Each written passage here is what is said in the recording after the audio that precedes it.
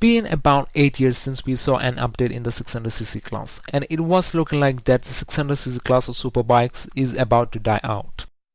But Yamaha put an end to the middleweight depression by unveiling the new 2017 YZF-R6. Yamaha really deserves an appreciation for this bold move when all the other manufacturers are shying away from the 600cc class or increasing the capacity of their middleweights closer to a later class superbike. Even though the new R6 is a fantastic motorcycle, it has created somewhat of a divided opinion among the fans.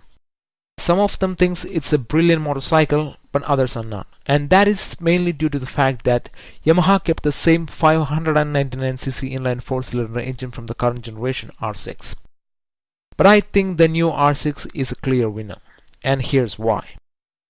The first reason is Yamaha took what's best in the business and made it even better.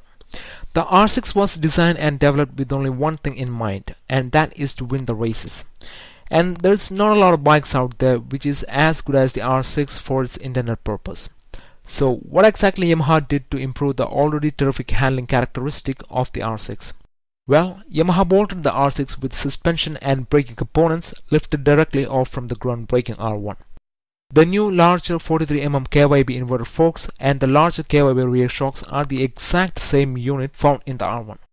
But these are in a different state of tune to match the performance of a 600. The braking components are also identical to the R1, with the front brake discs grow in size from 310mm to 320mm, with 4-piston aluminum calipers coming straight off the R1.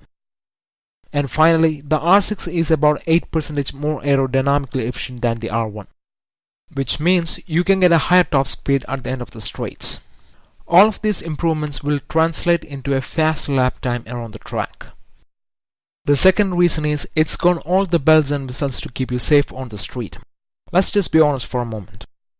Most of the people buying these high-capacity superbikes are going to use them on road on a regular basis. A motorcycle rider is way more prone to accident than anyone else on road, so safety is a big deal for superbikes now. The R6 may not have the terms like MotoGP inspired or WSPK technology plastered all over it like the newest superbikes do. But the R6 is certainly a step in the right direction for middleweight class.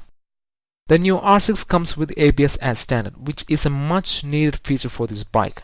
It also got a 6-way adjustable traction control system, but it doesn't have the IMU like the R1. But the traction control software is claimed to be designed to ensure that there is no unnatural feeling when it intervenes, as it is also said to be able to compensate for the rear tire wear to provide consistent performance. Yamaha's D-mode system also finds the way to the new R6.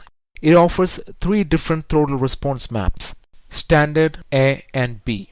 This will allow the rider to tailor the engine characteristic to his or her preference or the riding situation. And finally, you are getting an R1 for less money. Yamaha's new R1 is a phenomenal motorcycle, there is no doubt about it.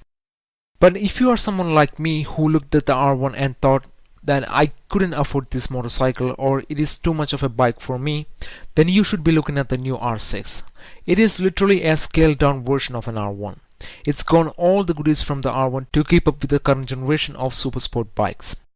I know some people are mad at Yamaha for keeping the same engine from the current generation R6, but come on people, this screaming 600cc unit is already a high performance engine, and the last thing this bike will ever need is more power. At 16,500 RPM redline, this engine is only 1500 RPM shy of a 2005 V10 Formula 1 engine's redline. Isn't that amazing? For all these reasons, I think Yamaha have a clear winner in their hand. Like the famous motovlogger Yami Noob said, Yamaha just made a sick-ass bike. But it's just my opinion. I would love to hear what you guys have to say about this bike, so leave a comment down below. If you like what you saw or want to see more like this, hit that subscribe button. A like would be much appreciated. See you guys next time. Bye.